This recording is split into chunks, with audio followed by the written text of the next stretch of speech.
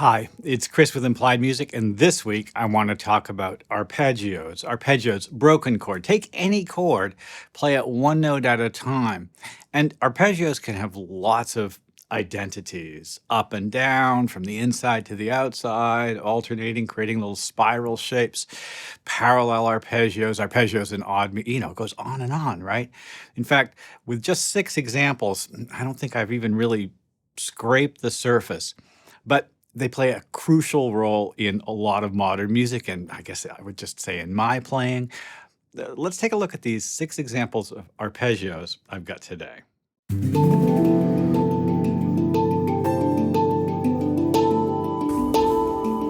Well, an arpeggio is a standard instrumental form. An instrumental form is how you play a chord. So an instrumental form of harmony. Say you got this simple G chord, it's a block chord. And we could also play it as an alternating thing like this. I call that an alternating form. There are various names for it. And it's a kind of a broken chord. So the first one was just whomp, everything happening at once. The second one was rocking between a couple of notes of the chord and just one of them. What's an arpeggio? Well, I think there's should be a kind of a broad definition for it. It's a kind of a broken chord. And for me, an arpeggio has direction, it has intention, or borrowing a math word, it has vector. For instance, it goes up, or it goes up and then down. So there's a sort of a shape associated with the one note at a time quality that it has. And well, it's easy to illustrate. Here's a up and down version of that G chord.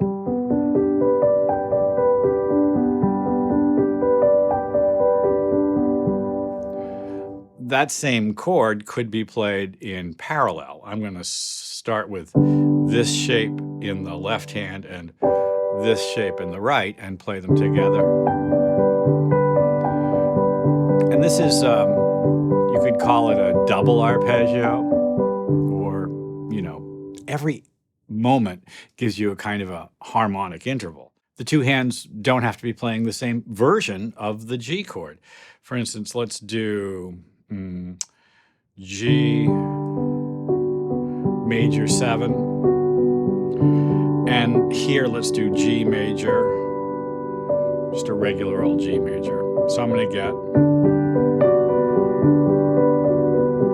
it's a pretty sound, right? Maybe I'll do E minor 7 and G major 7 and go in opposite directions. This is pretty, it makes a nice shape.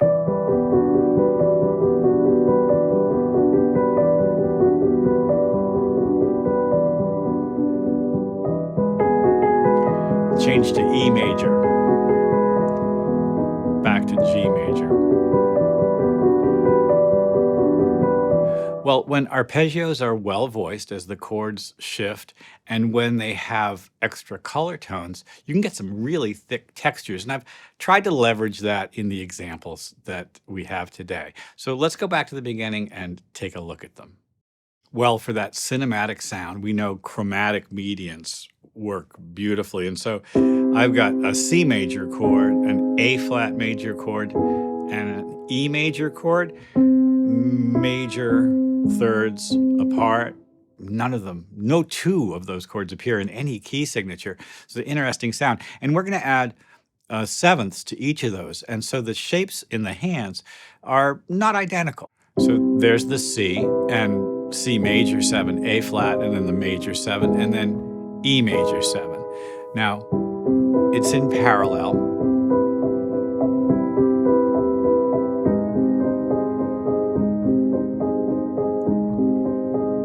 And it's a 4-beat pattern, but it happens 3 times. So it feels like 12, right? We could cross rhythm this any number of ways. I love that moment. Is it E major? Is it G sharp minor? It's hard to tell just because of the inversion.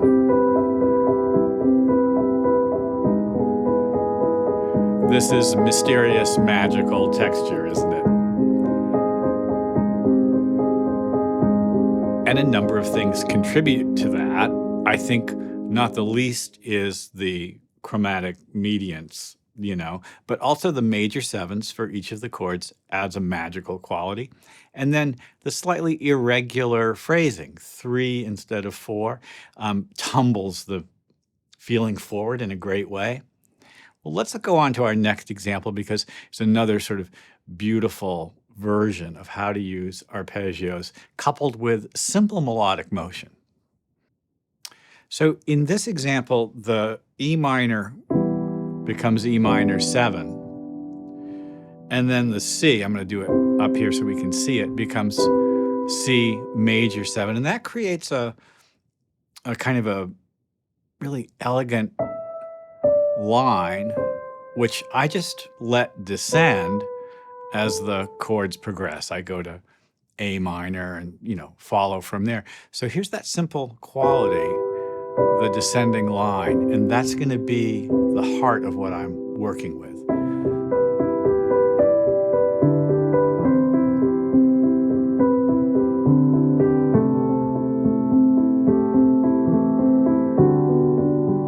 And you can hear how the bass reshapes those chords, right? The first chord sounds like a C major now because G in the bass, and that with an E in the bass, different color. And then we're there at this beautiful E minor sound, and then E flat major, and then it collapses back to E minor. Two things make this beautiful, and they're both about the ambiguity of the harmonies and the way the melody works. And the first is definitely just, again, a kind of a, thirds relationship in the bass, but also the ambiguity of the choice of the bass note. Here, what looks like a very simple E minor arpeggio has a C in the bass. And then when I go to the C chord, the E in the bass sort of flips the script in a way, and it's a beautiful sound. A super simple, sort of propulsive triplet arpeggio in the right hand. This chord would be probably just as beautiful just like this, but there's something about the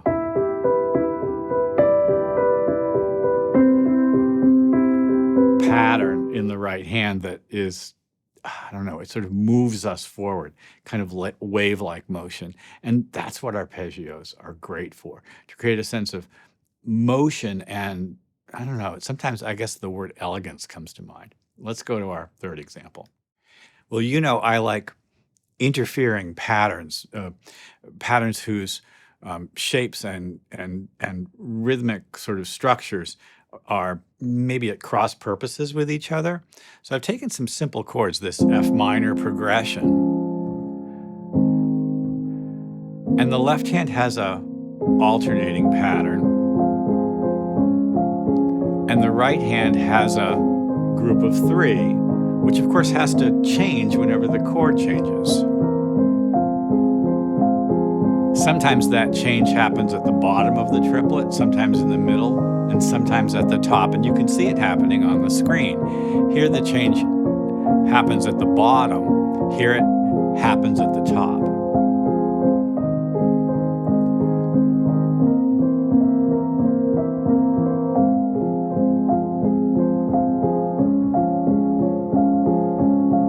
So while the left-hand pattern and chord progression, the harmonic rhythm, is very square, the right-hand pattern is forced to make adjustments. Here, for instance, the pattern changes after 8 eighth notes, and it changes right there in the middle of the triplet. And so you make that shift. So it starts on the bottom, changes in the middle, and here it changes at the bottom, changes in the middle, and because of the way things work, that one has to change in the middle, bottom, at the top. And so that gives us a different feeling. And we hear this kind of instrumental form in contemporary music all the time now. We hear it as underscore and in film. And it's basically a it's almost like an algorithmic approach because I have a set pattern. It's just going to be a continual ascending triplet, but I force that triplet into the chord progression and I make the shift when I have to on the beat. I could, if I wished, perhaps delay it to create or anticipate it to create even more motion, but here's just a way of showing exactly what's happening. Really steady, very clear, and yet also somehow mysterious. It's beautifully mysterious. All right, example number 4. Here we come. Well, on my Instagram posts, all the ones that look interestingly symmetrical, have kind of cool shapes when you play them, get a lot of attention because I think people are just like hypnotized by the way it looks. And my hint about that is contrary motion. So here the two hands have the same chord, an inverted C major 7, and we're going to go from the center outwards. So outwards and then in. And this is a simple contrary motion arpeggio. As it happens, it's in 5. Do you hear it? 1, 2, 3, 4, 5. 1, 2, 3, 4, 5. Right? You get that? Well, there's something really just lovely about that. And it's because of the little wiggle at the end. So I'm doing a simple out and in, and then just kind of beating in the center.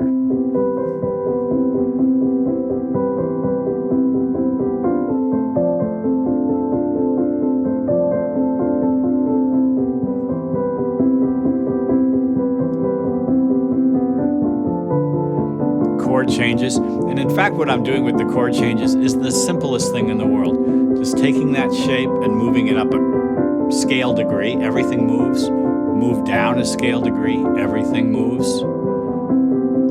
It's all in C major, no modulation.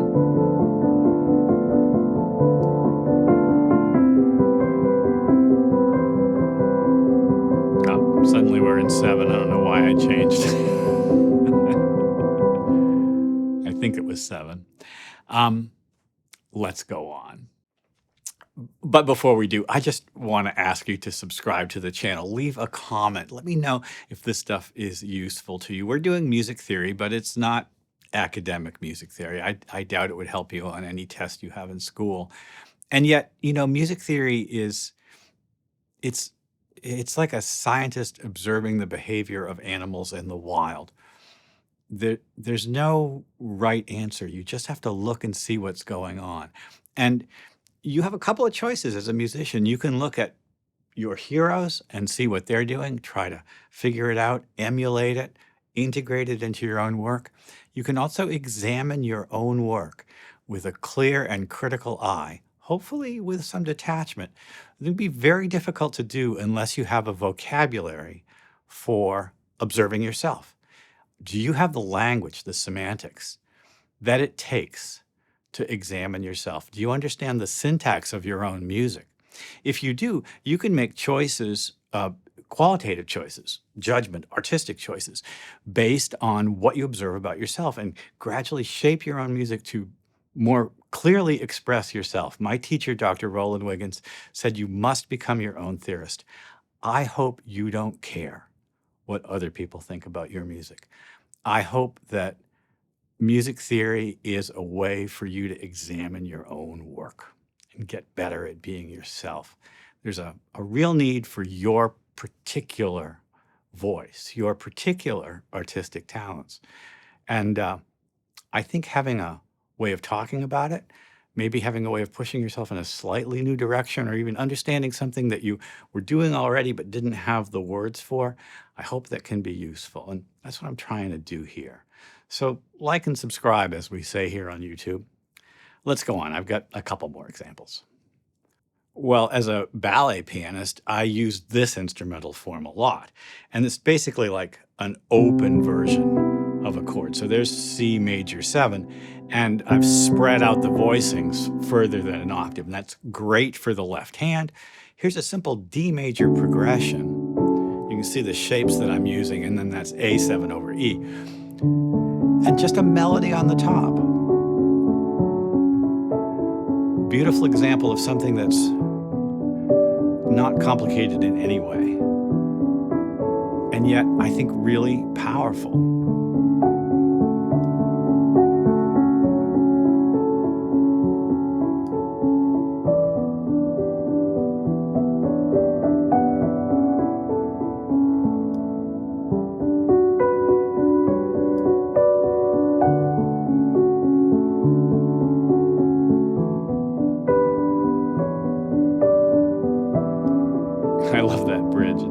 funny.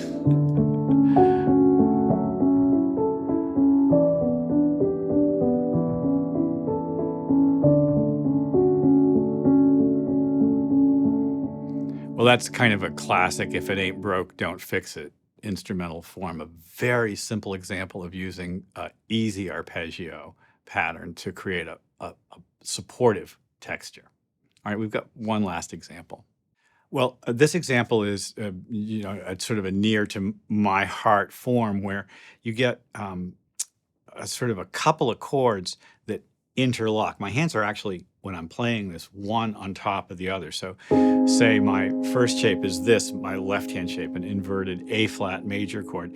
And then over the top of that, a B flat chord. Now there's 3 notes in this hand and 4 notes in this hand. So if I go right, left, right, left, right, left, right,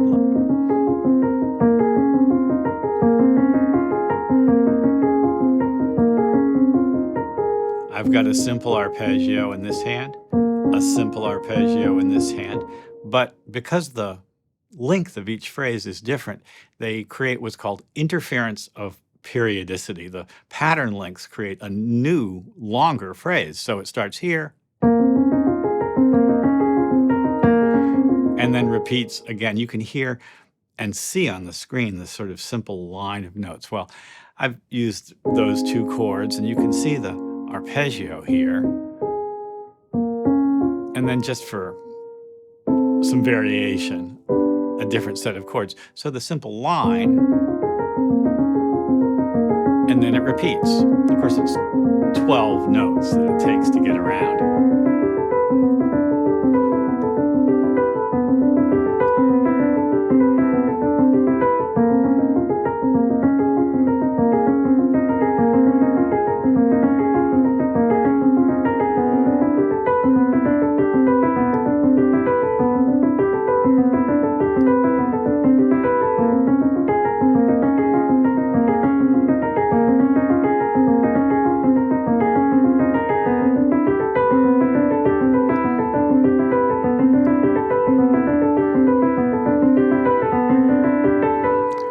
Now, I love that instrumental form, but I will say that it is sometimes a sort of a room clearing type of sound. It's not for everyone, but I guess that's just generally true about music. Not everything is for everyone.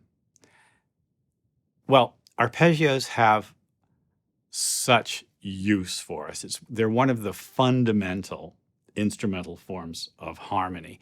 And if you want to describe it yourself in the simplest terms, they are broken chords with a vector, a direction, an intention, right? I think random notes, there's always a random button on the arpeggiator on the synth. It doesn't sound like an arpeggio to me. It sounds like, I don't know, kind of a weird, like pointillistic landscape. I like an arpeggio with a vector. It can go 1 octave, 2 octave, 3. It has some intention. It has wave action, right? Maybe spiral. Yeah, that too. I hope these examples have been useful. Leave me a comment. I want to know what you guys think. Like and subscribe. Ding the bell. You'll be notified when I do my videos. I'll see you next time.